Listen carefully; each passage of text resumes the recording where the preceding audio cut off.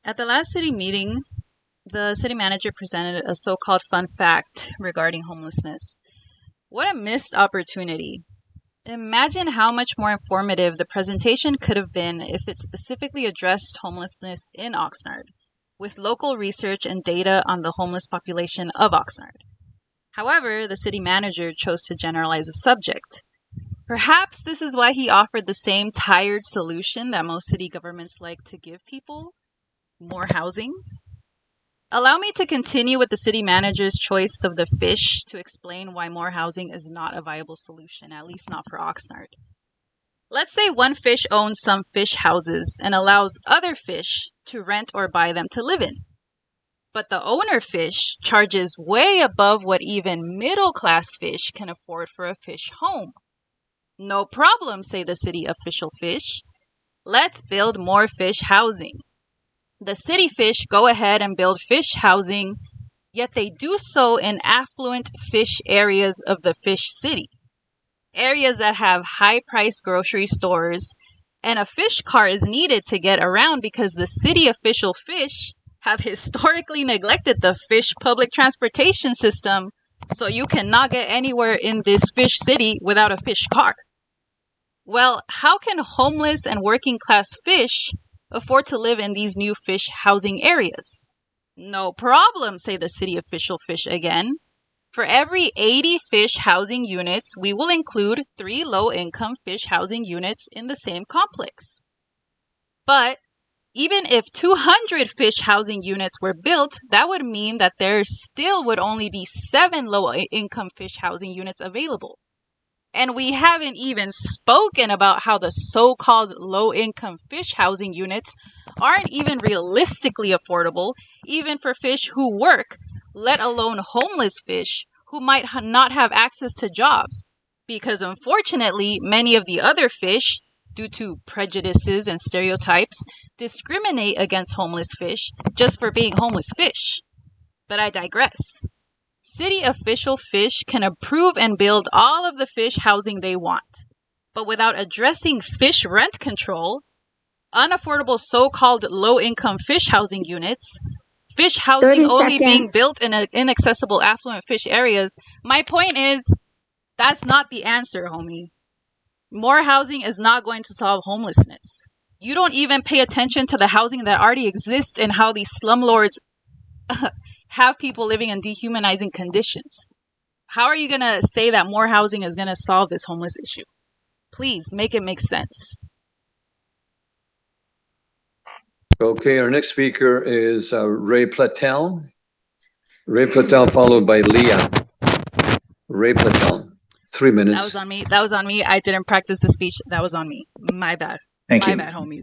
Mayor, council members. In mid-October of this year, I met with special districts personnel to alert them that, based on data received from the city, there had been a billing error for my LMD number 28. At this time, these gentlemen assured me that this would be addressed. Following this meeting, there were multiple emails to special districts to gather status information. Mr. City Manager, I first sent you an email on 8 November regarding this erroneous charges for sidewalk grinding. And on that time date, you replied that you would, quote, look into it and get back to me, end of quote. On 14 November, I had emailed you again to ask if you had looked into it. And on the same day, you replied, quote, no, not yet, end of quote, end quote. The city has higher priorities, end of quote. And you also wrote, quote, if it is determined LMB 28 is owed funds, the funds will certainly be replaced, end of quote. Then on 28 November, I emailed Mr. Eric Story to ask the status. Today is December 5th, and I have not heard nor seen anything from the city manager or special districts regarding this matter. It is approaching 2 months now since I first brought this to the attention of the city. Mr. City Manager, you once told me to trust you. You remember that? It was during a meeting between you and I where I had personally demonstrated how your finance department had misled the city council and the public regarding the true cost of the health benefit package increases. Well, trust is earned, not given away like a cheap nickel. I assumed you would honor your word, but I guess not.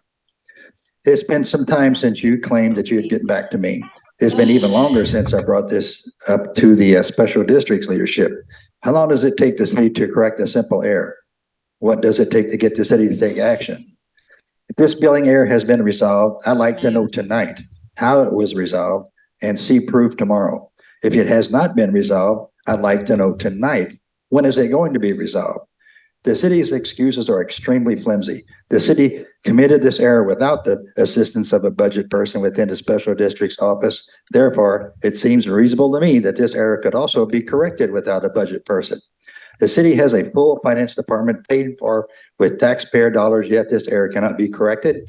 Doesn't make sense to me. Lack of accountability. You don't give a darn. I assume your emails are still fully functional and the city's finance department is still active and has all the necessary tools paid for by the taxpayers. Please tell me what's going on tonight. Thank you.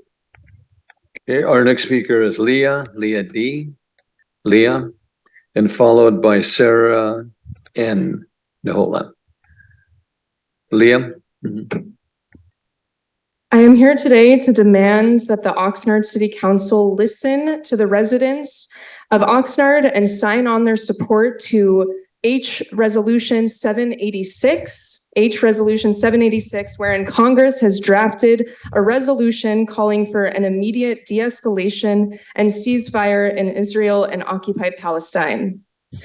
The reason I'm here today is because we were here before. On November 7th, nearly 60 community members gathered at City Council to strongly oppose Oxnard City Council's approval of additional funding to the already bloated militaristic police budget. As community members, we were met with ridicule and scorn from certain city council members because we drew the links between militarization at home and militarization abroad. As a Muslim, I see the immediate and unceasing effects of the war abroad, and you laughed in our faces. We know that the increasing poverty rates in the States is directly linked to America's blank checks to the genocidal, illegitimate Zionist state of Israel. Working people are sent to war. They come back without any mental or financial or healthcare support. And once again, this is because our money is sent abroad to endless wars. We don't have healthcare, we don't have education, and the highest rate of homelessness is seen with our veteran population. As a reminder, today we saw an opening ceremony celebrating Christmas in the occupied West Bank, in the city of Palestine, or in the city of Bethlehem in Palestine. There is a demonstration by the Christian churches. They have gone completely dark to stand in solidarity with the genocide occurring in Gaza. 21,000 people are estimated to be dead in Gaza, still undiscovered in the rubble. Children, women, elderly, there has been no response from our electeds at the local level, at the state level, and at the national level. There is a genocide occurring, and every minute you are silent, you are complicit. Every minute you ignore the residents' demands. We see your faces, and we are not forgetting. We will continue to come back, and we will continue to demand that you take action, sign on to HR 786, calling for an immediate de-escalation and ceasefire. Additionally, free all political prisoners in Palestine, end our unconditional aid to Israel, and call Israel for what it is. It's a colonizing force. It is a settler colonial force, and it is complicit in genocide. It is actively participating in the genocide of Palestine right now. Our next speaker is Sarah Nahola.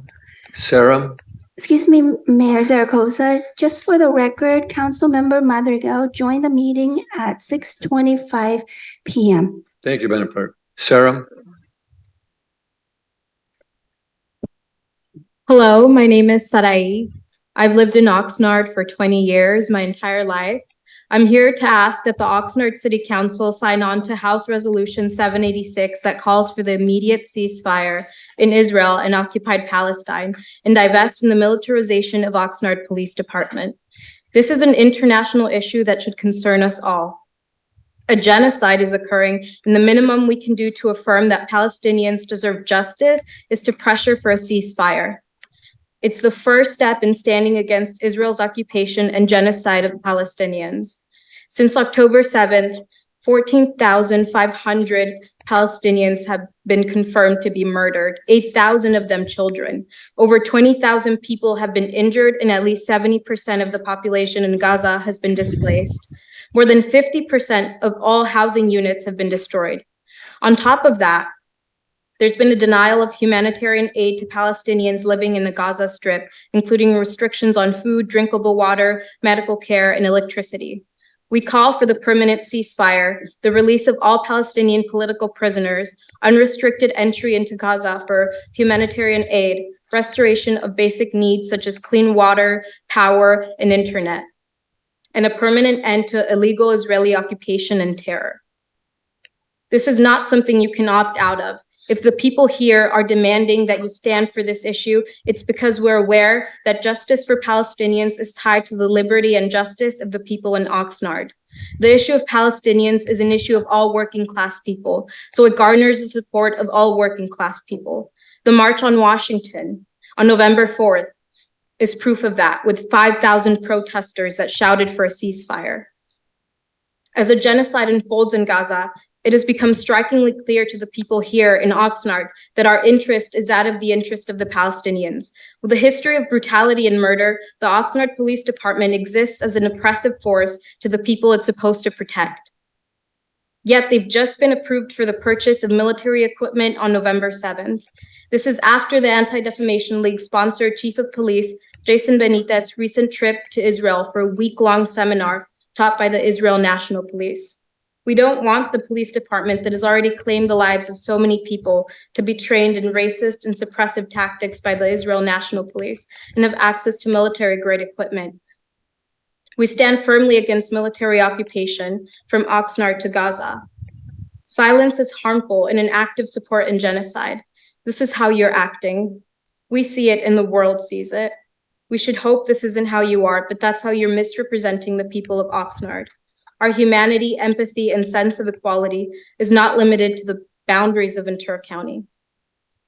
It's with a sense of urgency that we call on the Oxnard City Council and all elected officials to demand and facilitate an immediate ceasefire. Thank you. Our next speaker is Carla Lopez. Oh, I'm sorry, Crystal Lopez. Oh my God, have I been unmuted this whole time? Crystal My bad. Mhm. Hello. I was born and raised here in Oxnard. I'm a voting member of District 1 for this county. I'm here to ask that the Oxnard City Council sign on to House Resolution 786 that calls for the immediate ceasefire in Israel and occupied Palestine and divest in the militarization of the Oxnard Police Department. Go ahead, I'm sorry, go ahead. This is an international issue that should concern all of us. A genocide is occurring, and the minimum we can do to affirm that Palestinians deserve justice and sovereignty is to pressure for a ceasefire. It is the first step in standing against Israel's occupation and genocide of Palestinians.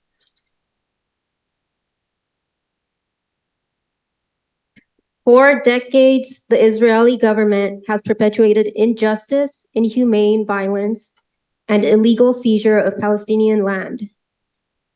Since its inception, Israel has engaged in colonization, occupation, collective punishment, oppression, apartheid, expulsion, ethnic cleansing, and genocide of native Palestinians, including 65 different sets of laws for the Jewish and Palestinian citizens, deprivation of the right to self-determination, indiscriminate extrajudicial killings, raids, arbitrary detention and imprisonment and torture, including of women and children and journalists, restrictions on freedom of movement and assembly, including checkpoints, roadblocks, walls, draconian permit requirements, and biometric surveillance systems that severely disrupts daily life and restricts access to medical aid and other essential services, violent targeting of Muslim and Christian religious sites, annexation and land grab by the expansion of illegal settlement by forcible evictions and transfers, expropriation of land, the demolition of houses, and the confiscation and destruction of property, including olive trees to make room for Jewish settlers, a blockade, including cilantro and other foods deemed luxury, and setting calorie limits that amount to illegal collective punishment. The continued colonization of Palestine and atrocities committed by Israel is a fundamental violation of Palestinians' basic human rights and international law. When addressing international conflict as a citizen of a Western nation, it is imperative we understand our position and privilege in this world as a global power. Remaining silent in the face of Israel's occupation and crimes is to be complicit with genocide. I want to make a point that as a voting member, especially for the Democratic Party, that I value integrity, and integrity is a value that I thought was a democratic value. Thank you. Our next speaker is Isaac Morales. Not the Democratic Isaac, Party, girl. 3 minutes. If you want integrity, you want looking Hello, for the council and audience. Oh, Allow me to introduce myself. My name is Isaac Morales. I am an employee with the city of Oxnard myself with the recreation department. I am a college student, a local activist, a father, fiance, a Democrat, and a Christian man of God. And I would just like to say that we need all of you, as well as all of our other elected officials, to call for an immediate ceasefire in the name of the children, both Palestinian and Israeli. Thank you, and God bless. Yeah. Madam Clerk, any other speakers, either virtually or here in the well, audience? that was certainly Yes, a Mayor choice of words. Zaragoza, there's 2 virtual speakers. Okay. The first You one know- is Michael Gleason. Michael, please are press they star 6 to talking unmute, about- and you have 3 minutes. 3 minutes, Michael. We're talking Can you hear me? about- Yes. Mhm. Thank you for this opportunity. What I'm speaking of today, my name is Michael Gleason. I'm a 20-some year resident of Oxnard. I'm also the chair of West Village neighborhood. I wanted to highlight an issue that's been brought to the attention of the city a few times, and there's no action happening. Maybe it's the responsibility of the school district. I'm speaking of the Oxnard Union High School District. The intersection at Rose and Cesar Chavez has been undergoing construction, but got to a certain point and the construction stopped. The condition that was left in place at that point is what I consider a dangerous set of conditions. The 2 westbound lanes that approach that intersection on Cesar Chavez are not marked. There's not any delineation between the 2 lanes. There is room All for right, 2 no lanes. disrespect to homie, but yeah, I know what he's talking about. The He's arrows talking that about, used to be on the road basically, they're not surface, done. Like, and that's so the high condition that school. they were in then was really bad because I think, as what soon is as it? one We're car in December, so school started in at the September, intersection, you couldn't see what was December. So under it's been their 3 months already. under their car as far as the arrow started, direction, and the lane markings. the Now, crosswalk and the not only intersection right there on were those Rose markings removed isn't because even finished. So I don't even the know how some of these intersection kids cross the street or go boundary to that school or changed, go home. but now there's no marking at all. And I've passed And by so there what at different results from times, that at is different people days, and coming I from don't really east, see like any type of coming to movement that intersection. from They construction don't know workers which or just lane like to the be in, city or anything, like any type of agency. depending on whether they're going Um, straight, left, or right. But yeah, And so like what regarding the sometimes other results speakers, is 2 cars going straight mean, across. listen, There's not like, really room for that. But honestly, I don't the know. I other think that's just for a whole separate impact is video. not Like just I to have those a 2 lot. lanes, but also people coming from the west going Like I have a eastbound lot of thoughts. that are trying to either go I have a straight lot of across thoughts. or turn left on Rose. But yeah, the city's not gonna give a shit This has about been that. months. The city is not. The I city asked is not repeatedly, going to can't come we out just at least do and something really take a temporary? firm stance. If you're going to change it later on, okay, Um, fine. But give 30 people, seconds. Especially not like give for people some Palestine. They're not. clear That's just indication not how this which city lane they're operates. supposed to be That's not in how so that the people everybody on can this city kind of council be, operate. Like you they're know, not. You aware of can where beg those them people like on your intend to go. knees. They're not gonna do Maybe it. it's the school's Like they're just not responsibility. gonna do that stuff. I've been told that the school district and the city are That's not why on for speaking me, terms? honestly, How like ridiculous is that? like asking Come on, let's anything grow up, of the people. city is kind What if of an accident happens if somebody is like I'm hurt not or really down worse? for Thank you that so much. because Thank you. they're just not gonna do Our that shit. staff is speaking Like they're not to gonna do the it. high school, You working with know, the high I'd school rather district, and I know just that our traffic not engineer is shoot them. taking notes. Let me see what And we'll homework get together with the Oxnard High School District on that matter. Really important. Thank you, sir. Madam Clerk, any other speakers? Yes, Mayor Zaragoza, there's another speaker with phone number ending in 7456. Please press *6 to unmute and introduce yourself if you like, and you have 3 minutes. Good evening, City Council, Mayor Zaragoza and staff. My name is Maria Navarro. I am calling as a person here in Oxnard today who's going who's in support of HR 786. As the majority of public speakers just talked about, I believe that calling for an immediate de-escalation ceasefire in Israel and occupied Palestine is a resolution that's worthy for the city of Oxnard to adopt. Not only because, it is, in my opinion, the right thing to do, but also because I feel like this is something that it is part of what cities have been doing and a way to get our voice and our concerns out there. I have been educating myself a little bit more about the topic. I don't know if I've told you all this. I've had conversations with all of you, I think at least a couple of times, but I took a lot of classes while I was in history major at UCSB on Gaza and on Palestine and the Palestinian-Israeli conflict. And I think it goes without exaggeration to say that this is a really big turning point and could be really devastating for the millions of people who live in Gaza now, the millions of people who are Palestinian and the diaspora of Palestinian folks. There comes a time when I think people are called on to action, and I think this is one of those times. It may feel like a lofty resolution that you're signing. It may feel like it's out of your context. I think it's not. I think it's something that where right now you could decide and take a decision to place this item in the agenda, to call for a resolution to sign on with cities like Seattle, with Oakland, with Detroit, who have signed on to this resolution. And I before I go and my time's up, I would point you to one of the ways I have gotten more educated about what's going on is through looking at these conversations that have been in YouTube 30 by seconds. Yadalia. So this is a collective of historians who are looking at Palestine in context. And so the series is called Gaza in Context. I'll send you all an email about this too. There is plenty of series. There's about 9 episodes already that have been gone up, and they're all about an hour each.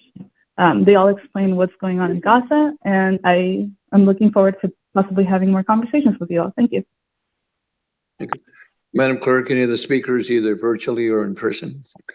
Mayor Zaragoza, there's no additional speakers virtually or in person for this item. Thank you, Madam Clerk. Our next item is item H1. This is a report from the city manager.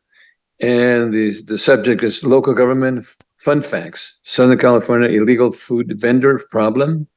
Recommendation that the public and the city council receive a city manager discussion about the Southern California illegal food vendor problems. We have 3 speakers in this item. Before we start, let me go ahead and our first speaker is Carla Alejandra.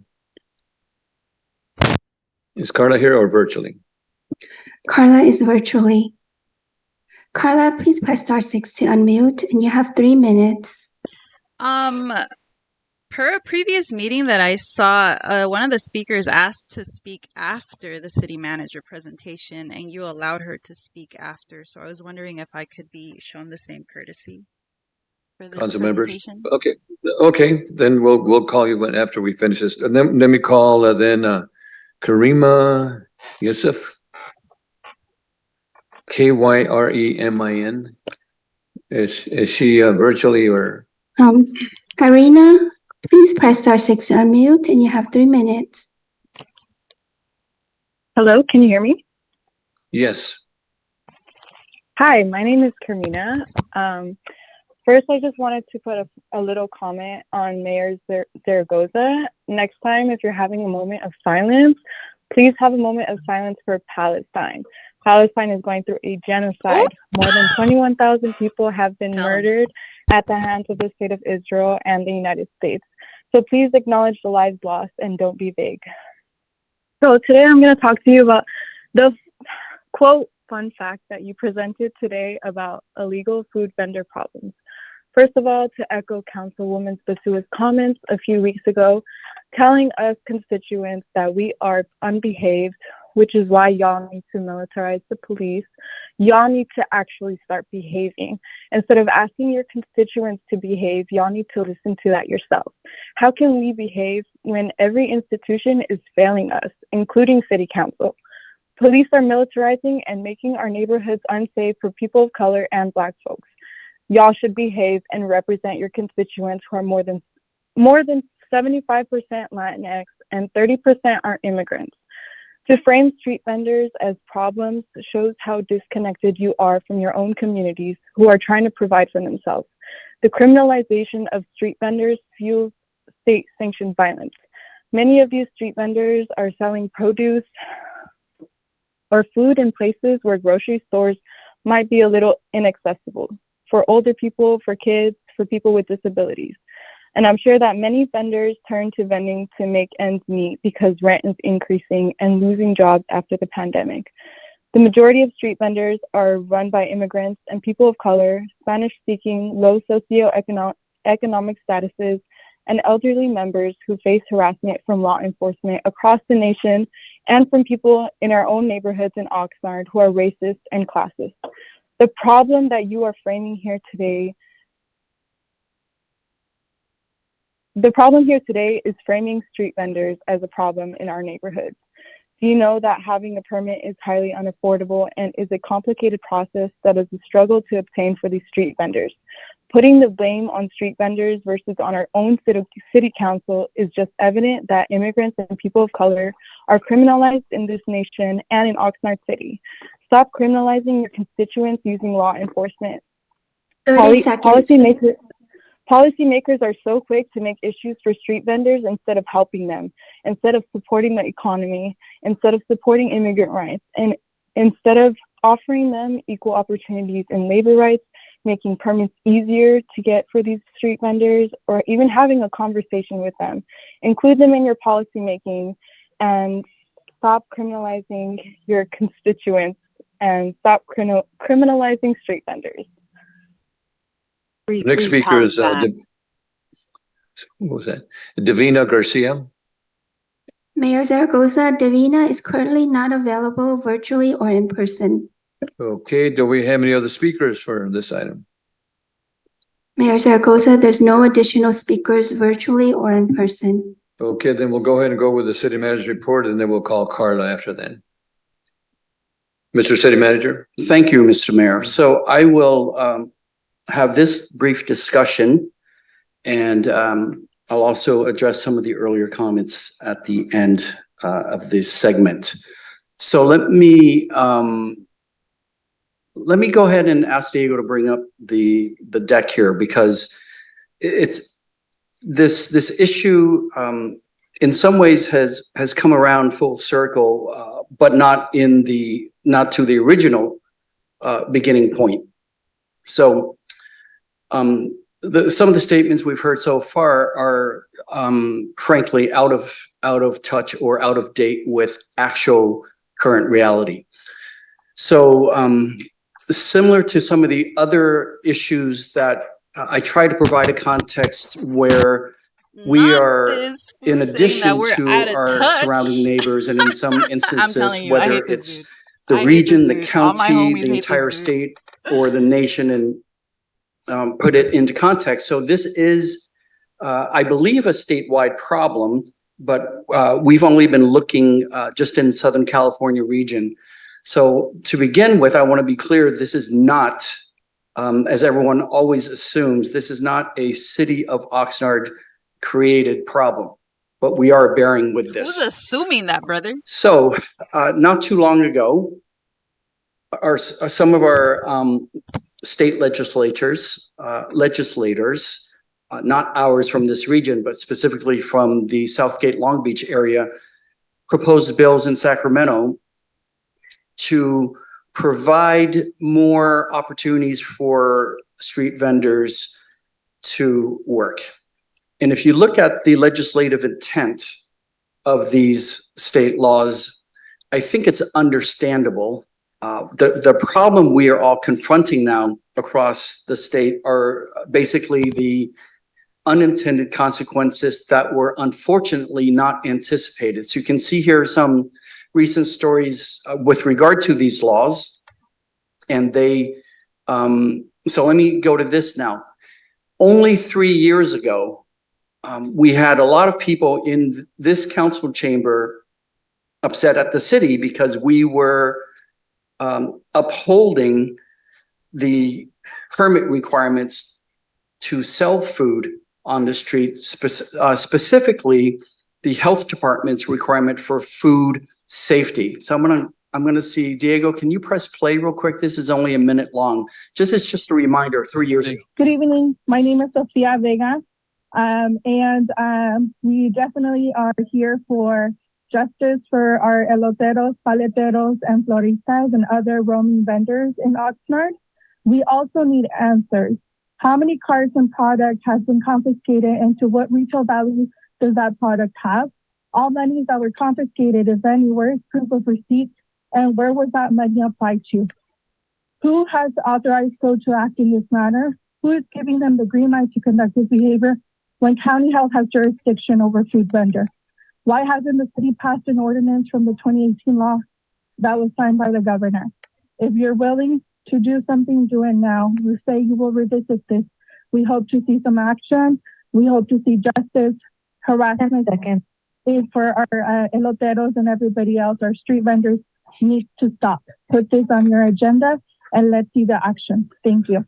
So 3 years ago, we had community members along with local street vendors advocating for us to not enforce the county's health permit requirements for local street vendors. Now this year, throughout this year, if you, and I don't assume people watch this meeting routinely, regularly, every 2 weeks, but if you have been watching our meetings and even some of the county board of supervisors meetings, then you've seen now we have our local vendors who are permitted and licensed have been advocating for us to enforce against the recent proliferation of illegal food vending, not only in Oxnard, but throughout the county. The county board of supervisors actually took up this item today as well.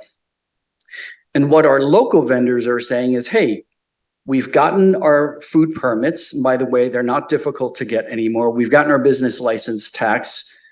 We're playing by the rules. We're providing safe food, but now you're allowing for all of these vendors who are organized from somewhere else to come in here and pop up all over the city and undercut us. So that's what we're confronted by now. So 3 years ago and prior to that, our community advocated for our vendors. Now our vendors are advocating against the illegal vendors who are coming in to the area from other parts of California. So, good evening. So let me go to this slide. Okay, so just to put faces to the bills. So you've got Ricardo Lara and Lena Gonzalez.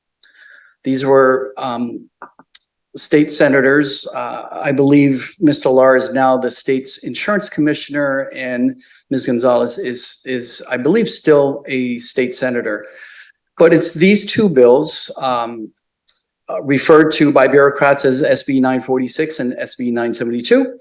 But it's really what I call the Lara and Gonzalez bills. And again, if you look at the legislative intent, I think they were trying to provide opportunities for people and to decriminalize street vending of many types, but of course, food is the main items. So here is just a brief selection of the various communities that have been struggling with the unintended consequences of these bills. It is popping up all over the place. If you can find some of their organized advertising on social media, you can see certainly here in Southern California, and we're part of this circuit, but they will advertise specific locations in our city and many other cities in Southern California of where they will pop up to sell the food. So due to the state laws and due to the fact that we are not the county, we do not have the food, we don't have the health department. We don't issue or program the food permits. So the Lara bill and the Gonzalez bill really narrows what we have here is narrows the lane for anything we can do. And it's essentially comes down to ADA violations, meaning you have to keep the sidewalk clear. That's unfortunately not the most meaningful because all it allows us to do is say clear the sidewalk. It doesn't, there's nothing more we can do. The fire code right now is still effective. If they don't have their permits, then they're in most cases, if they're cooking hot food, then they are violating fire code. So there's a very narrow lane for local jurisdictions to enforce and to try to level the playing field for all of our local food vendors. And by the way, even if you're not from here, there's still a path to get a health department food vending permit, as well as a local city, any local city you want to work in, the business license tax. What is going on though, this proliferation, and we've all seen it, whether it's here in Oxnard or other cities, it's, I'm pretty suspicious that this is organized crime. These are not necessarily families wanting to do their own business, because the way we see these places being set up and the way they're being replenished with supplies and food, it is definitely organized. And we have worked with the county's health department, and we continue to try to work with them. They cover the entire county as well as all the cities and the unincorporated areas. I'm not sure exactly where it is on their priority list right now, but I have met, and many of us have, with our local food vendors who economically are feeling the pain from this because, again, they're being undercut by an organization that is not does not have the health permit, so there's no inspections or guarantee of the equipment and how they handle the food and how they wash their utensils, their equipment, and their hands. So there's no guarantee of any of those standards being met to ensure that best chances that you're being provided with safe and clean food, as well as the permits and the licenses. So it is difficult because there's so much of it happening. All of our cities, as well as the county, there's only so much staffing we have to go. And this is another game of whack-a-mole. There is, again, because of some of the behavior, both here in Oxnard and in other cities that we've learned about, we do have safety concerns for our non-uniformed, non-sworn city staff. There's a real possibility that there's also human trafficking happening with some of these laborers. And of course, I've talked about the issue with our local food vendors who had believed, and rightly so, that by the playing field was level because they were all playing by the rules and providing health department approved food preparation. So we going back to the narrow lane, so we are enforcing, again, we did before with the county. They are, again, I don't know exactly where their priorities are. It's certainly in terms of the geography of what they can handle. So we are enforcing ourselves in this very, very narrow lane that's left, what's left from the Lara and the Gonzalez bills. I know some of the vendors, our local vendors, wanted us to pass new ordinances, but we've reviewed that and we don't think passing an ordinance that's at odds with state law, like some of the other cities have attempted, makes any sense. So that's where we are right now. I am in contact with some of the representatives of our local licensed and permitted food vendors, and I'll continue my communications with them throughout the next several months. Thank you, Mr. Thank you, City Mr. Mayor. Thank you. Okay, we have Carla Alejandra wanted to speak on this item. Carla, please press *6 to unmute, and you have 3 minutes. In the past few weeks, street vendors have been heavily harassed, some even assaulted in the city of Fontana. The mayor and city council in Fontana have shown to be racist and prejudiced people who use their racism to enact city ordinances to further criminalize street vendors. Why am I talking about Fontana? Because this isn't the only city where this is happening. Street vendors all around the LA area have had to struggle against rising targeted harassment against them. Many of those vendors have been left with no choice but to travel to other cities, some landing here in Oxnard. We do not live in isolation. What happens in other cities is bound to have a ripple effect here. And it's just interesting to me that the city manager wants to talk about these laws that were passed that help the vendors and stuff like that. But all of this targeted harassment, some of it physical assaults that street vendors have been facing in Fontana and other LA cities, yeah, that doesn't really show that vendors are being helped a lot.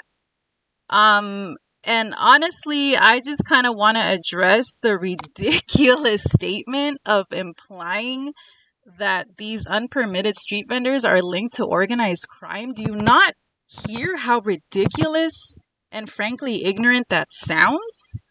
Is sometimes I listen to the things that you and the other city council people say, and I feel like I'm crazy.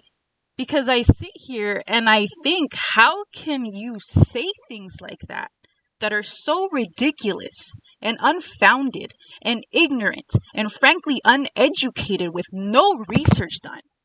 And how can you get away with it? How does no one call you guys out on and all of these ridiculous things that you say? Why? Like, how are you, like, literally, are all of the city council people gonna just sit there and like allow this implication that street vendors are like a part of organized crime? Are you serious? And no one's gonna say anything? But I every single day, like, no, I do listen to these city council meetings every other Tuesday for the past 10 years. And every single week, I don't think that my expectations for the ridiculous things that you say can be surpassed. And every week, all of you find a way to surpass my expectations. 30 seconds. I just, like, I had a whole thing written that I was going to say, and that took me so out of whack that I am in shock. Quite frankly, ridiculous. Holy shit. Wow. Okay, Madam Clerk, any other speakers is virtually or here? Mayor Zaragoza, there's no additional speakers virtually or in person for this item. Thank you. Can you, Mr. City Manager, can you go ahead and share the additional phrase? I like to look at slide number 7. You know, I am slide 7. Yeah, the narrow lane that approach the people.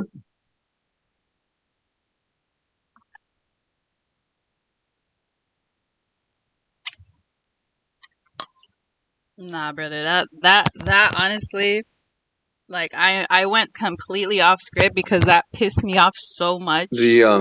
The reason I'm talking pissed me about off here that so much. Like the how SB 946 and Oh, brother, we should've shut the hell up. Like 972 and it pisses are me the off vendors that even really, more, or excuse me, as knowing the that none of these legislation other that people prohibits the city sitting there from are gonna forcing a have, vendor to leave a quite specific frankly, location. the huevos And of course, to tell that the fool shit. adopting any ordinance in the city of Oxnard Like they is will an just odds with sit there the and state law. hear these people say the most The outlandish, third item is what I'm ridiculous concerned about is that things we have and not say shit. legal vendors. Legal Like, vendors. how are you gonna sit there If you want to look at and nationalities, it's listen important to that we this look at fool nationalities. There's saying, people "Oh, that are I don't know, I come don't from think these are underserved good communities, people. people that are trying to make it, Probably people that are maybe legal, part of people organized that get crime, permits, maybe people that human get trafficking." legal Like, how are you gonna items from let the this county of fool Ventura say shit like to make that? sure that the And you're food not is gonna say shit. That pisses me processed off even more. accordingly. And Like, not I only think, that, like, it some of those pisses vendors me out off there even have more than actually homie saying all of that bullshit. actual propane Like, tanks that that is what potentially, stresses me out. I'm not sure how safe they Knowing that are. these And other I do not believe just that it's really coward fair ass to the people fools that sitting up that there have their follow the that law and have so forth. lived in And I'll give a good Oxnard, example. grown up in Oxnard. All of us have A to have a lot driver's of them, license when we're like drive so-called in from the state of Mexican California. descent, immigrant And to descent, allow who love people to that don't have a driver's talk that license shit every drive time they get like is election time. Oh yeah, because my family came they don't from want to follow Mexico. the law. It's I'm not immigrant. correct. Blah blah blah. If blah. we want to do And like whatever they're we gonna do, allow this every fool to vendor, say every shit like that. person has to have Like, some nah, permits and that's some legal status to be here. nah. And it's unfair That's wild. to the people that pay That's pay wild sales to me. tax, income taxes and so forth, and the people that do not. So to me, I do not believe that that's racist, number one. I believe it's following the law. And I just want to share that with her. And I know that our speakers probably not going to agree with that, but the people have to follow the law. And I think this is extremely important. Okay, Councilman Turan, thank you. Thank you, Mayor.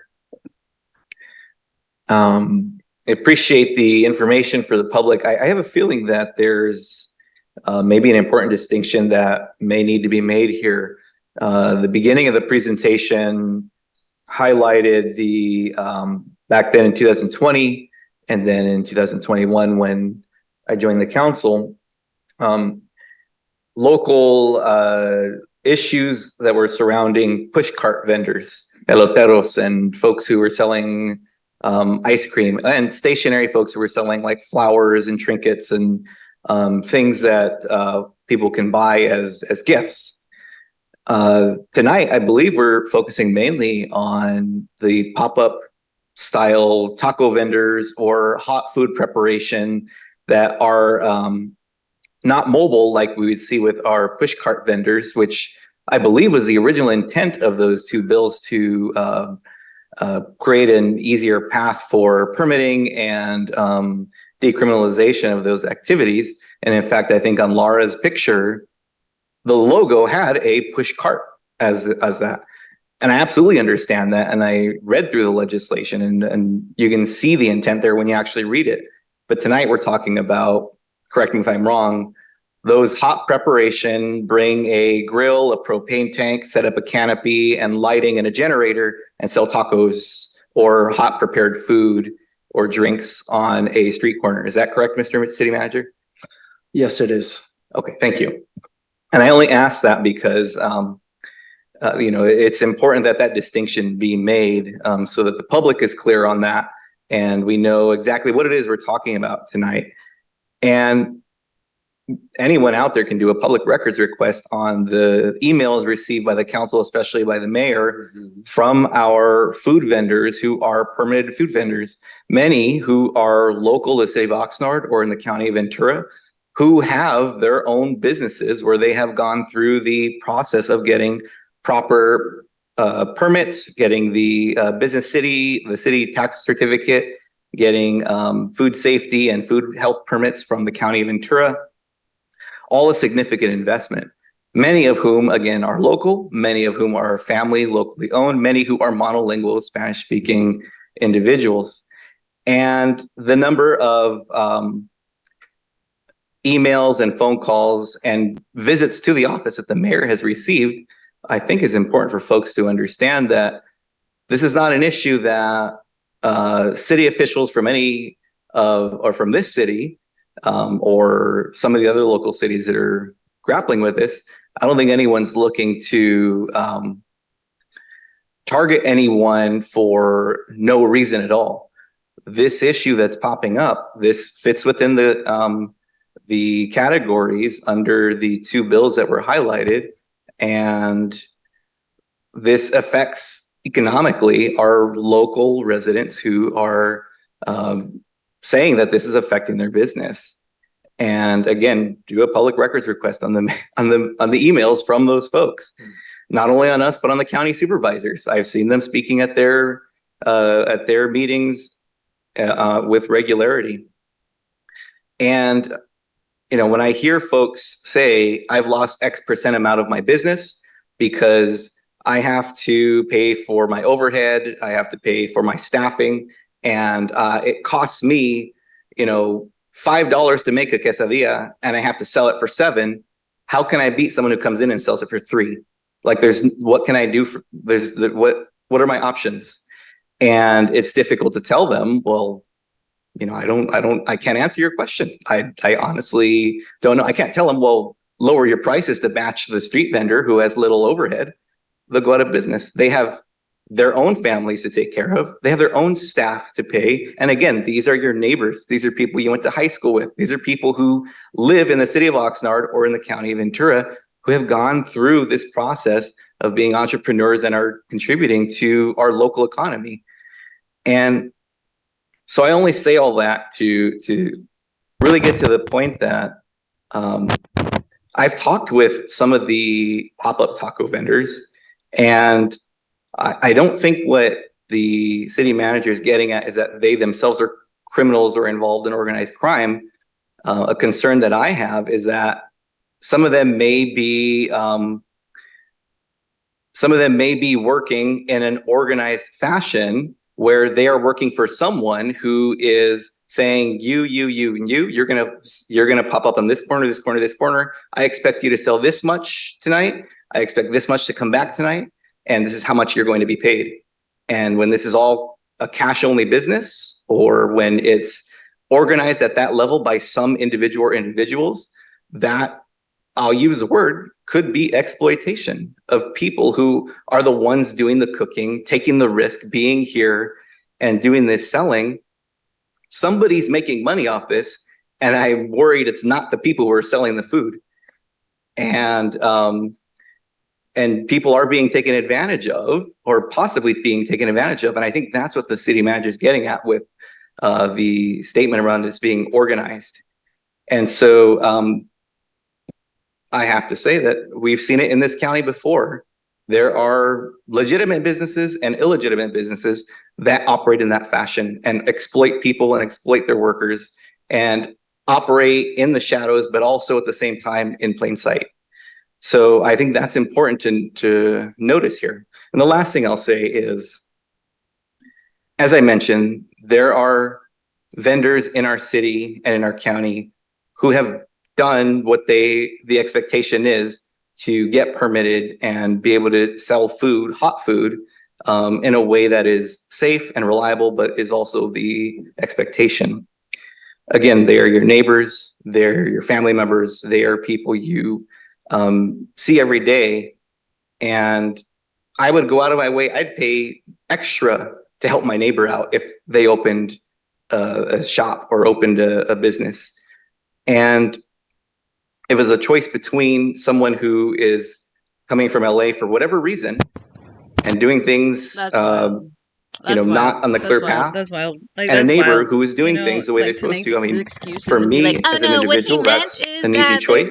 But I understand people can always vote with their wallets. So why? So I hope folks by their own hear accounts, that and take that with consideration, because this item here is something that is affecting and it makes local businesses, and they've been very vocal about that. Vendors can get I think that was the purpose of highlighting this and seeing what the factors at play are. So those are my comments. Thank you, Mayor. Thank you. I'm going to add a little bit more to the council members. Is those funding or the money, is that reported to the IRS? That make it so that street vendors Number two, can get are they paying permits. any sales tax? Then why the to the city, are there vendors to the that county, still to the state? don't have And permits? the question is,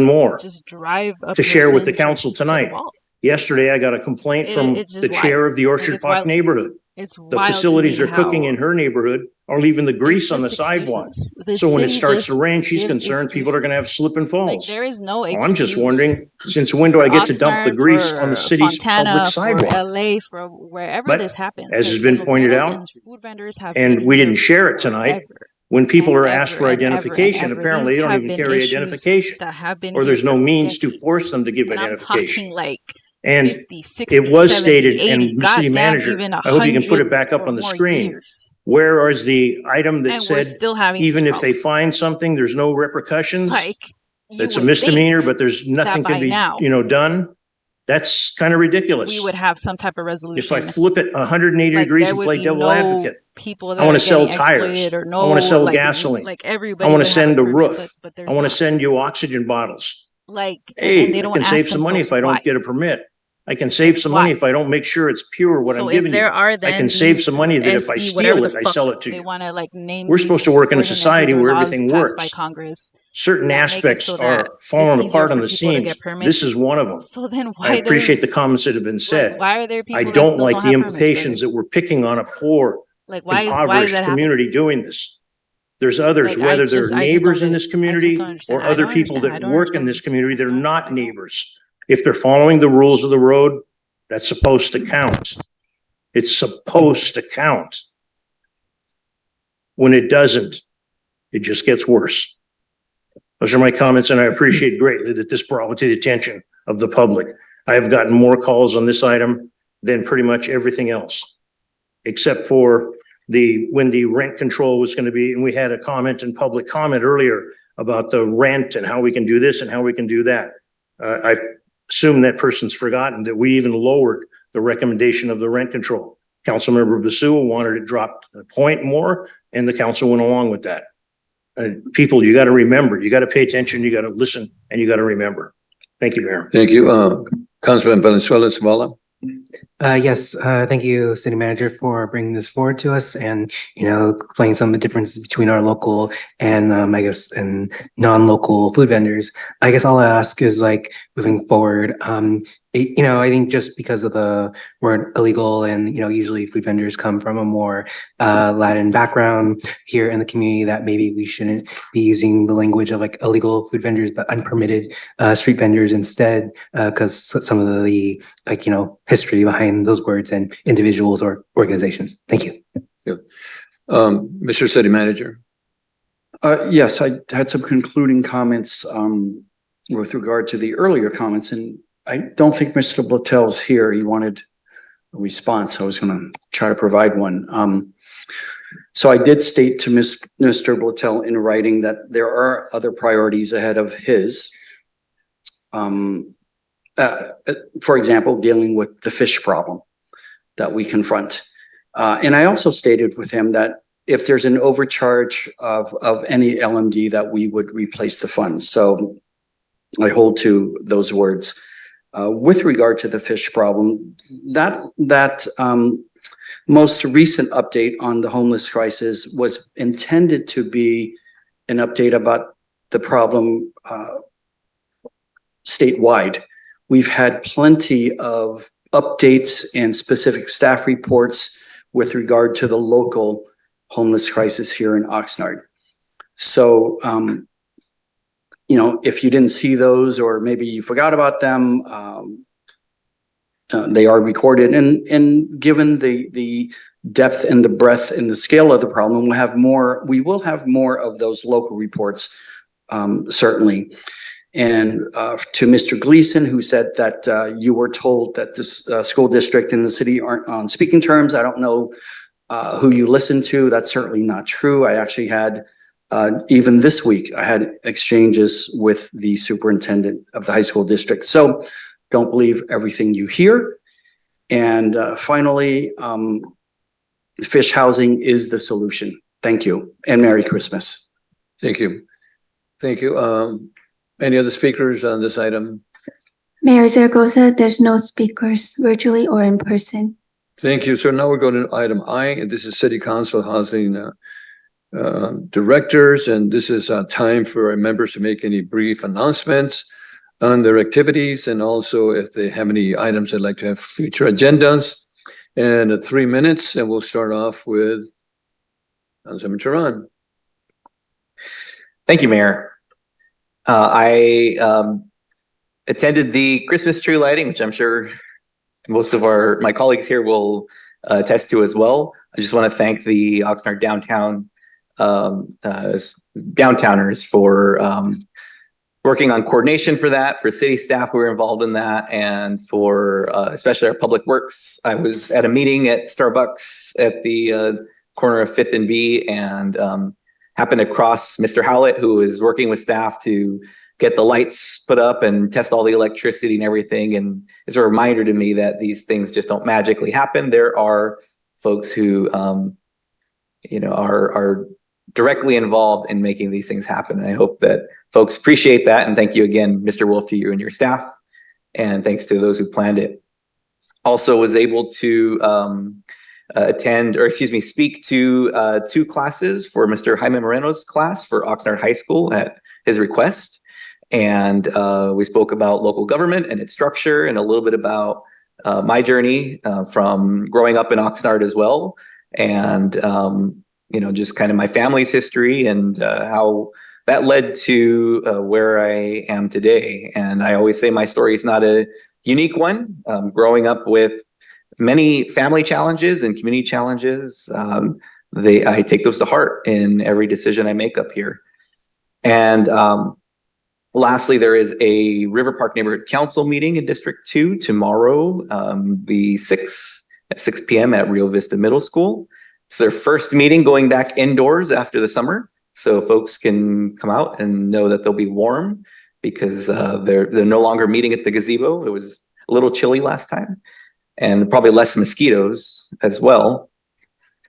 And I do want to thank all the speakers who came out tonight and will speak on future items that we haven't gotten to yet, and those who speak at every meeting, because part of what I did when I spoke at Mr. Moreno's classroom was talk about with students, this is a forum that's open to every single person who's a constituent.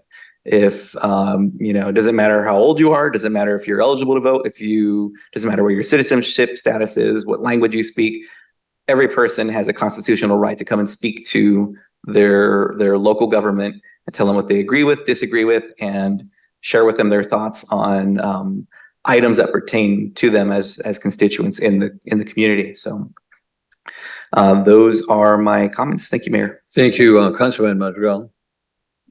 Thank you very much. Again, I was a bit late for the tree lighting event, but I did happen to buy some food and be a few minutes late. On Saturday, I had the privilege of participating in the Christmas parade. It's always a pleasure and an honor to come out in the parade. And lastly, I just want to invite everyone next Thursday, December 14th at Rose Avenue School. They have their annual Las Posadas event, the Rose Park neighborhood. If you go, please bring a dish. It's a wonderful attended event with many gifts for the children of the neighborhood. So thank you very much. Thank you. Councilman Basua. I always miss that event. And that's always because I have a work event, but I've always wanted to go. Okay. I attended the tree lighting ceremony. And I want to make a comment in regards to the speakers that spoke today. I am all about transparency and having people come up here and have them voice their opinion. What I find so interesting is that, we sit here and we listen, but then they walk out because they don't want to listen to us. So I want to make that comment because we're speaking about behavior, and I'm, very critical on behavior, and it's okay to agree to disagree. And I think that's what really makes this country so wonderful, that we have a voice. And I appreciate the speakers that come out here and take their time to come out here and express how they feel. And that really makes a difference, regardless if we agree with them or not. I want to acknowledge that, but I also want to make sure that I say that it works both ways. I'll listen to you, but please give us the courtesy to listen to us. And that's all I have to say. Thank you. Councilman Prelum. Thank you. I appreciate the speakers that spoke. I would just like to piggyback on Councilmember Basua's comment. Some of the speakers articulate, they bring up tremendous points, but when they leave and the method by which they leave you kind of diminished the message that you were carrying, in my opinion. I'll share with you the past couple of weeks. Had the opportunity to ride in the Christmas parade with Dan and Barbara Pinedo. The reason I asked them to ride, they've done a tremendous lot for volunteering, photography, a lot of different things for the El Rio community they live in, the school district, the Rio School District that they've lived in, and the city of Oxnard, neighborhood councils, etc. I had the opportunity again with my fellow council members of the tree lighting. Very nice. I had the opportunity to represent the city of Oxnard at an event welcoming the new council for the nation of Mexico. And it was very interesting. The gentleman, articulate, interesting, something that share with the fellow council members. He has a very big interest in changing, culture may not be the right word, but changing the amount of trust that people that are farm workers that come from another country here and they receive their pay in the form of cash. He hopes that they will start to use a bank because in receiving their pay in the form of cash, there is an element of the community that knows they're carrying cash, setting them up to be robbed. And that's a big issue. So he's trying to work with, and this, the building and the organization that, had the event, community school district issue with a credit union. They're committed to work with him and he's hoping to work with other banks. There was a comment made tonight again about military police budget. And it's kind of a joke. And I don't mean military is a joke, police is a joke, or budget's a joke. But the way the law is written, if they buy anything that is used in the job of being a police officer, public safety, taking care of you and me as residents and the business community, it's called, because some legislators wanted to change the laws at the state level, it's called military equipment. That's the law. We're not buying tanks, machine guns, bazookas. We're not doing that.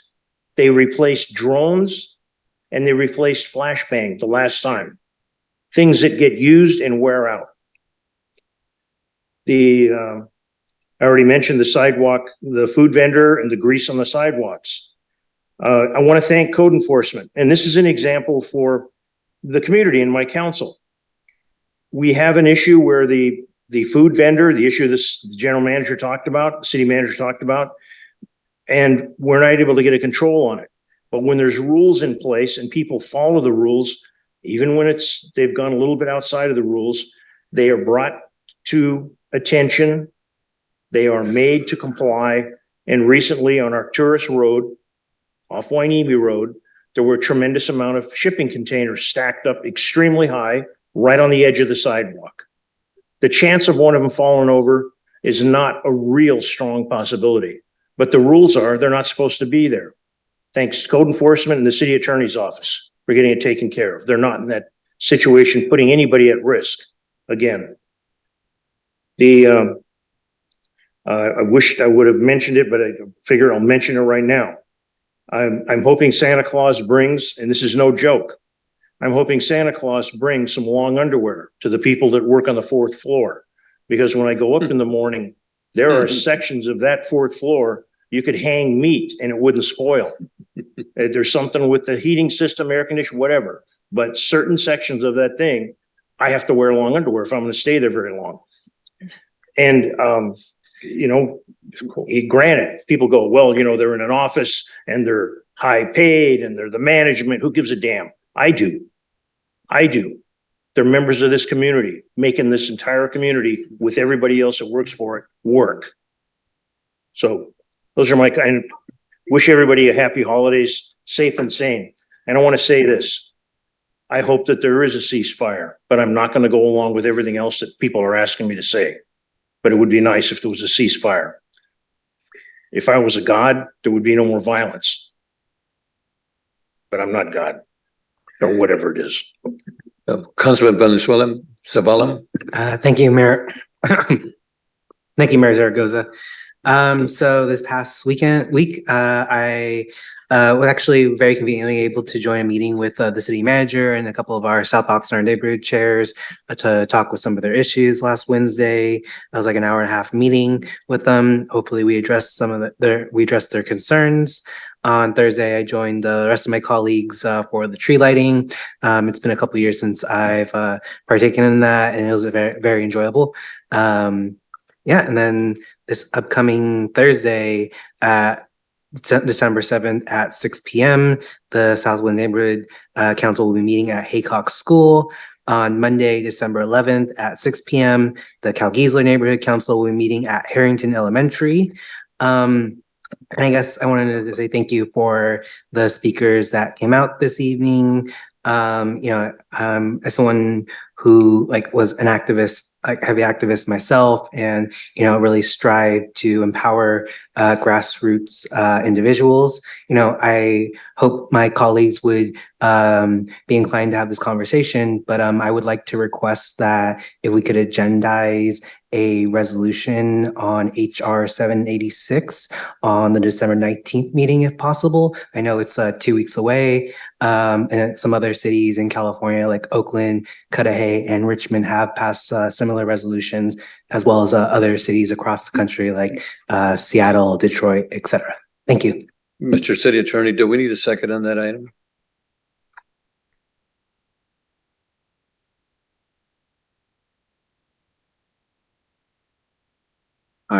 Let me get the chapter and verse out of your procedures manual so that we get this straight. Okay.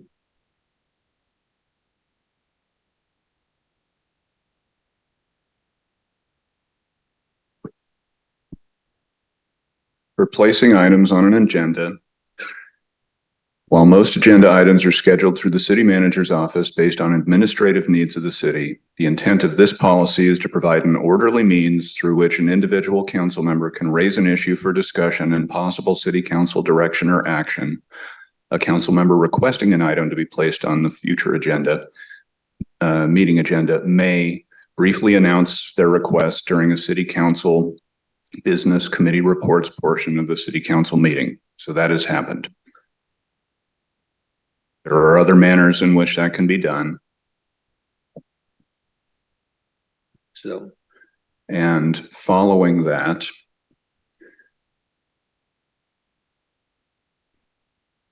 that request shall be referred to the city council committee most related to the subject of the request, unless the need for action requires the item to be considered sooner, in which case the item may be placed on the agenda for the next council meeting at the discretion of the mayor and mayor pro tem. Councilman Perrella. Madam City Clerk, what was the motion? Can you repeat the motion? No, Mayor, I don't think there was a motion. I think it was a request. It was a request. He was requesting, but there was still no motion to. Well, my question was, do we need a motion to consider that in the future, or I think you mentioned it goes to the committee or in the future? So the typical route is it would go to the committee, and then the committee, if a majority of the committee agrees the city council should consider the item, the city manager will determine when to place the item on a future agenda based on the time necessary to complete the research and staff workload considerations and the effect on the city council established priorities. Mr. City Attorney, what committee would that pertain to? I would say finance and governance. It's not. So there's a different section of the procedures manual that talks about these position type items, and what the manual says is to that the city council has occasionally debated whether it should take positions of a broader nature or limit itself to purely municipal functions. Historically, Oxnard city councils have chosen to not take positions on issues outside of their immediate authority to affect. The propensity of the city council to involve itself in such issues reflects the personalities and outlooks of the members who are elected to 4-year terms. So there is no hard and fast rule. Quick question. Go ahead. Because it's considered a House resolution, this would be fall under legislation, correct? Correct. So that could then be potentially placed under the committee for the committee recommendation, potentially. Yes, that is the pathway, the primary pathway that is called out in the procedures manual. Thank you. Councilman Perrella. Yes, in regard to that, I'd like to make a motion. I'd like to make a motion that the council get an update on the downtown area where the approval for this height density and beg your pardon, the height of buildings that are allowed in the downtown corridor, the core area. There's a lot of talk on people coming to complaining about planning commission, complaining about projects coming forward, and they're bringing up a lot of questions with respect to how can this be height, how it used to be nothing tall, now things can be tall, and just an update. Don't need to rewrite the history, but just give us an actual, what is the history? Where is the area that these core can be built? And what is approved or what is not approved? You mean for airplane height? Is that kind of? Yeah, I forget what it was called, but city manager, what is that called? Downtown corridor? Downtown? I think it's the code, but yes, we can recirculate that report. Okay, and can you provide it at city council so people can go back and go watch city council item 6 on whatever date, please? Yeah, I think that would be easier. I'm not entirely sure we need a whole, well, we could have a whole new, a repeat conversation if that's what the council wishes, but we did pass that code. Yeah, I'm not trying to change it. I just want to get it out so that people see it. People can understand. Some people may have forgotten. And also then, Councilman Valenzuela, we can potentially place it under the committee. And I'm making that in the form of a motion. I hope I get a second. Oh, on the height Yes. part of it? Wouldn't Council Member Perallo's request just be like an executive memo to all of us? Yeah, if it's a request for information and then information's already been provided at a council meeting. Yeah. Then Would that be okay, Council Member? Yeah, so we all okay. hear it and the public hears it too. I think that decision was made before some people were even on this council, current members of the council. Right, but it wouldn't come back. They would just be sending us a. Yeah. Okay. Okay. Is that a second? You made a motion. They're gonna do. It's just a request for information. I don't think you need a motion. Do we need a motion for that? no, you don't. Okay, then. Okay, Then then I the withdraw the future, motion. If we don't need it and I can trust it, it'll be brought back. that's a request from you, yes. Thank you. And Thank you. Valenzuela, for the committee. Yes, for the committee, thank you. Comments, I'm sorry, go ahead. I just wanted to say yes for the committee. Thank you. Councilman Tron, you want another minute? And before I make my. Just a few seconds. My 3 minutes, don't believe it. So, Mr. Mayor, can I clarify with Councilmember Valenzuela? HR 876, the only thing I see currently is it's Border Crisis Prevention Act? 786, I believe. Oh, 786, okay. Thank you. Councilman Tron. Thank you. And I say I have that in front of me. It's all of 2 pages, it looks like. So anyhow, thank you, Mayor. Just a quick few seconds here on two quick items I failed to report on. Regarding the pop-up vendors who prepare hot food, if you go to any of our festivals or events or go to the farmers market, there are actually pop-up canopies that are the same dimensions, 10 by 10 or 12 by 12, as the folks who are setting up on the sidewalk. But these folks are permitted and they have the 3-basin sink and heated water and a place for gray water, and all within the footprint of the canopy. They have done what they need to do to meet the compliance requirements of the County of Interior for health and food safety. So it's absolutely doable to do. And I don't know why those folks, like, if people are setting up on sidewalks and they have a permit to do it, just go before someone who without a permit goes. What are they going to bully them out of the spot? So, and the last thing is regarding the parade from last Saturday. I was not able to attend because we were out of town for my daughter's birthday, but I do want to thank the District 2 representatives who signed up to participate and represent District 2. And it was Ms. Diana Velsey from the Orchard Park Neighborhood Council and some of her neighbors and executive board members, as well as Commissioner Cynthia Gonzalez from the Community Relations Commission and her family. And I want to thank them for being there and for volunteering their time to walk the route and be festive and remind the residents that we are all in this as a community. So thank you for the extra time, Mayor. Thank you. I also want to. Excuse me, Mayor. I have a question, Mr. Turan. You mentioned farmers markets and people are cooking food at farmers markets in the city of Oxnard? They have permits. Yes, sir. Okay, in the city of Oxnard, the farmers markets, they're a specific location and time, and I believe it's working with the downtown, and they all have a permit. Thursdays. They have permits to do that, whether they're selling food, selling packaged food, Well, or cooking food. So versus just putting up on a site. There's That's the only reason. there's a TUP on that, and also they have permits and licenses to do that. Thank you for that. Thank you. I just want to share too that we it was really great to have the tree lighting event here at Plaza Park, and it was just great to see all the families and the children and how happy they were to light up our Christmas tree and then Santa coming after the tree was lit, and just a festive. So I just want to thank the festive event, and I just want to thank the downtowners for this. My understanding is the 73rd tree lighting event that we've had here in the city of Oxnard. And additionally, we also had a really great downtown Christmas parade. And my understanding is, I wanted to call Gary. It looked to me like we had, I'm saying hundreds, but I think it was thousands. Chief, I'm not sure how many people we had out there. Any idea? I know there was probably maybe 1,000 people from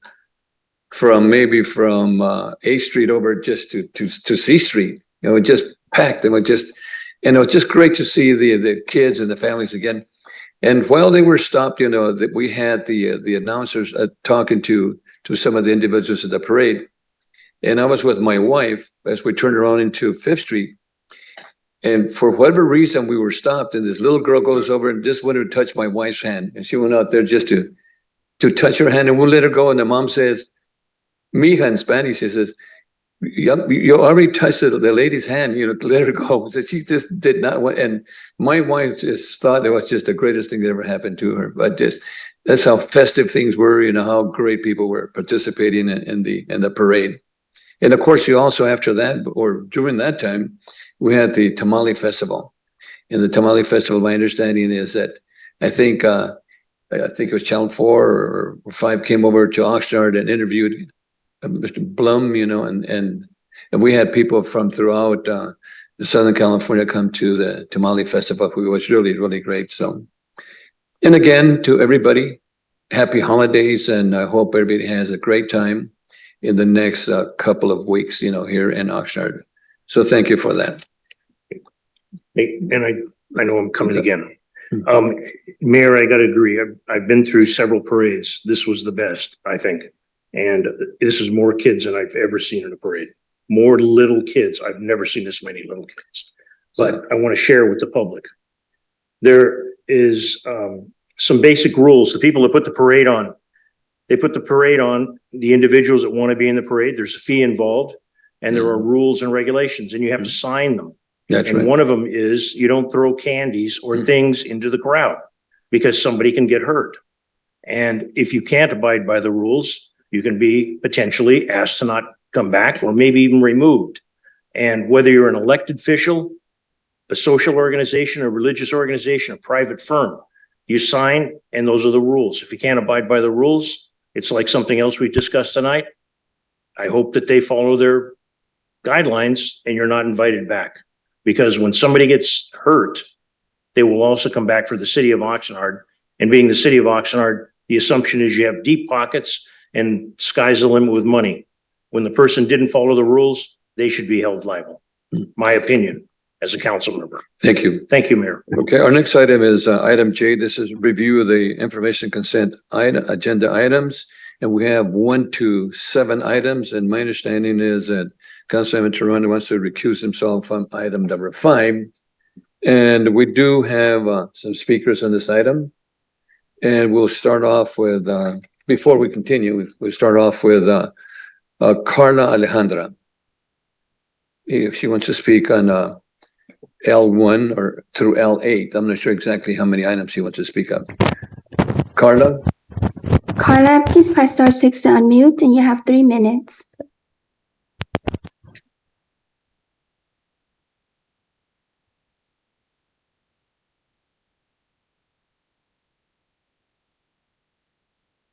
Arna, you got 3 minutes. I was muted. I do apologize for that. It's on Okay. item L8. A few weeks ago, Go ahead. Mhm. is it okay? Yes. Mhm. Okay. Oh, L8, excuse me. I thought we were, you wanted to speak on consent. That is consent? Okay. Okay, yes, go ahead. I'm sorry. Go ahead. A few weeks ago and tonight, actually, some people spoke at the city council meeting regarding the Oxnard Police Department obtaining more military equipment. Many of us were vocal about our opposition to this. Many of us have been vocal for years on how much the city budget is given to the OPD and how much leeway is given for OPD in general. When many of us speak of being against the militarization of the police, it is because we recognize that at a national level, this country gives the military more money than they should. For many of us, criticism of the police also extends to the criticism of the military, especially in Oxnard, where we live between two military bases. When people come to voice these concerns at the city council, it is because they believe that the council can consider what is said unbiasedly. Yet tonight, Gabriela Basua will be appointed to the RDP 21, which is a pro-military advocacy group that lobbies for the interests of the military, defense contractors, and the bases around Oxnard, as per their website. Upon some research, it was found that Gabe Turan is also a representative for the RDP 21, as per the RDP 21 website. Further research also showed that John Zaragoza was a supervisor for the County of Ventura back in 2011 when the RDP 21 was first proposed. How can we remain assured that the city will unbiasedly listen to the concerns regarding the military and the militarization of the police department when the city allows city council members and city officials to be a part of this organization? And my biggest concern, honestly, is why is this not more publicly disclosed? And also, lastly, I just kind of want to close off on the whole food vendor thing. I honestly just think that it's high-key funny and amusing how a lot of you use this excuse that, the permits and they make sure that vendors are hygienic and they have access to gray water and clean water and they can wash their hands. Man, y'all don't even give us public bathrooms in downtown Oxnard, okay? If we're hanging out in La Plaza or La Placita, we have to pay to use the bathroom. We have to go to Starbucks and pay, or go to the theater and pay, go to Subway and pay to use the bathroom. And not to mention the bathrooms in the parks in South Oxnard. So it's just really funny to me that y'all use this like, oh no, we have to be clean and hygienic. People have to wash their hands. Man, some of us have been begging for bathrooms in South Oxnard 30 seconds for years. So you can use these justifications for other people, but like I said, I've been watching y'all for a really long time, and I listen to every single thing that you say, so you're going to have to try harder with your justifications. Okay, our next speaker is Teresa Tejas. Teresa Tejas? No, that was my last Is she name. available? Yeah. And we're going to be followed by Monica Phillips. Hello, Mayor, council members. My name is Teresa Tejas. I'm the coordinator of work-based learning for Oxnard Union High School District. Thank you, guys. I'm just here to speak on L5, the MOU between the city of Oxnard and Oxnard Union High School Districts to create the Oxnard Fire Technology After School Program. I am the coordinator and I am the one who recruits all of the students district-wide. I just wanted to give a couple success stories. Our other after-school programs are Global Trade and Logistics, which is ran through the Port of Hueneme, DRAG and Pre-Engineering, which is ran through NAFC, and Community Law, which is ran through Oxnard PD. These programs help our students gain experience in these different industry sectors. They're able to gain credit while in the programs. And because of that, we've been able to have some pretty successful stories. In Global Trade, they actually offer a paid internship for any student that takes the course. What this has developed is actually students transferring and working for the port. We currently have a student, an alumni of our schools plus the program that is currently working there. DRAG has been able to have, I'm just gonna mention one, there's been quite a few. One student took the program for 1 year, and because it is an automotive program, they were able to transfer that and say, I want to go into automotive, and he now has his own automotive business. So that's been awesome here in Oxnard. Pre-engineering transfers to paid internships while the student is in college. So after graduation, they're able to go on to college and go on to a paid internship here locally and hopefully transfer into engineering here locally as well.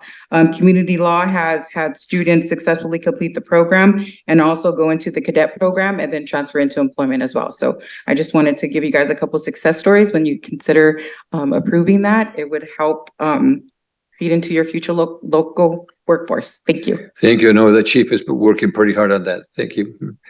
Okay, Monica Phillips. Hello and good evening. Thank you, City Council members, for allowing us to be here. My name is Monica Philippi. I'm the Director of Career Education with the Oxnard Union High School District. I'm here to speak on the memorandum as well between the City of Oxnard Fire Department and the Oxnard Union High School District, which works to establish to build an employee pipeline that meets one of the 6 identified goals in the Oxnard Fire Department 5-year strategic plan, particularly related to recruitment and investing in strategies aimed at hiring and increasing diversity as firefighters locally. So I wanted to express our excitement and our commitment and our partnership together with this Oxnard Fire After School program. We've been sharing it with our teachers and our students and our counselors. They're really excited to get it started. Our projected date is spring 2024. And we're just Oxnard Union, my department, the Career Technical Education Department, we're committed to making sure that we promote this program. We've already worked on the marketing materials. All staff, support staff will be dedicated for the recruitment, the marketing, the enrollment, the coordinating, the liaison work from the kids to the parents to the families to make sure that this program is a success and we grow together as a partnership. We also have partnered with the Oxnard College Fire Technology Program. So our students not only are going to start with this, but we're also partnering with them. So we build this pipeline where students can go and take classes with the Fire Technology Program at Oxnard College. And we will pay for the expenses to get the kids over there and matriculate and register for those prerequisite courses.